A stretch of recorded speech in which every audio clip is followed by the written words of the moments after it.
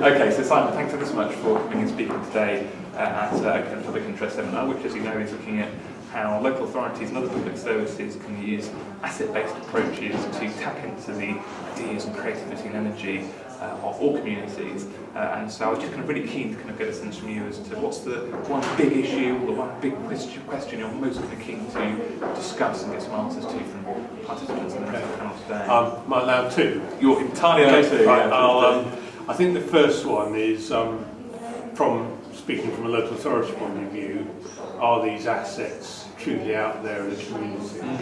Because there is equally a view that society is very kind of atomised these days, and people are just very busy going about their own lives. So by taking an asset-based approach, are we almost whistling in the wind? Yes, sure. Against the kind of a lot of social trends. So the kind of exam question, I guess, Yes.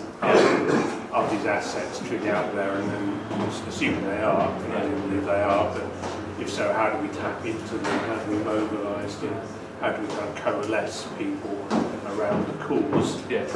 I think the second question, which taxes anyone who manages local authority budgets, is then, supposing we can do that, how do we then target that collective effort where it makes the most difference? Okay, yes. So we could sort of dissipate it across kind of thousands of older people, and whether that would really make a difference to our budgets. Yes, I see. In terms of kind of reducing spend on kind of the more intensive statutory services, it's a little bit open to doubt. So I think there's a issue about how targeted should that effort be on those people more frail and more at risk.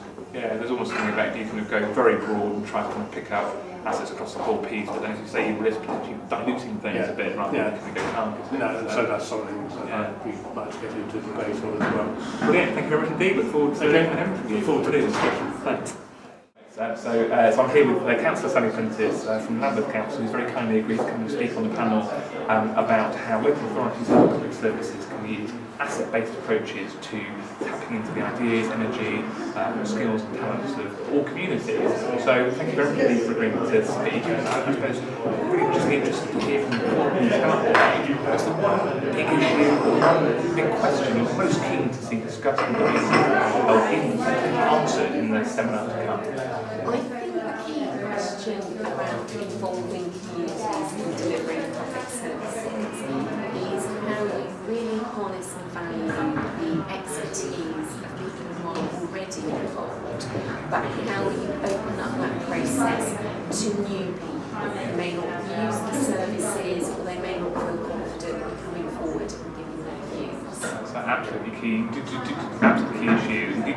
Do you see any particular kind of groups of communities who that's particularly an issue for in that particular?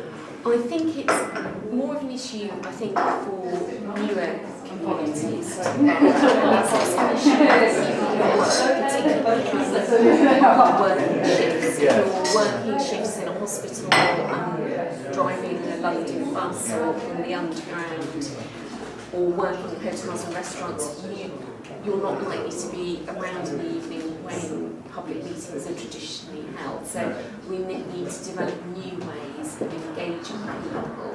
So people can give 10 minutes of their time. We're making sure that people feel that we value their input and that we broaden out our methods of engagement from traditional public meetings. So Casilo, the focus of the seminar today is on how local authorities and other organisations can use asset-based approaches to tap into the ideas and creativity and energy of all communities. As a speaker at today's seminar, what's the one issue or the one question that you're most keen to tackle and to get an answer from? I'd really like to understand how local authorities can carve out the space and the resource to enable people when they're being forced to be there at time of crisis and most acute need. Whereas I think to do some of the asset-based approaches, which really is about enabling people to do things for themselves and to recognise how much people can offer, I think you need to join people at a different stage of that life journey that they're on, at a stage when they are able to give and you're able to support them to give.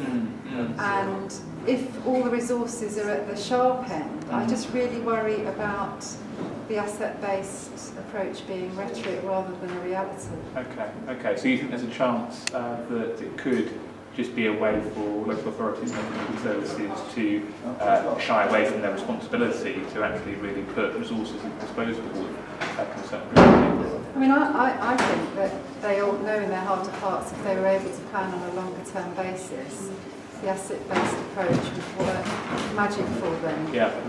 Because they wouldn't treat their communities like burdens, they treat them as people with things to offer, and that would leave them with fewer people to worry about providing very high cost services to.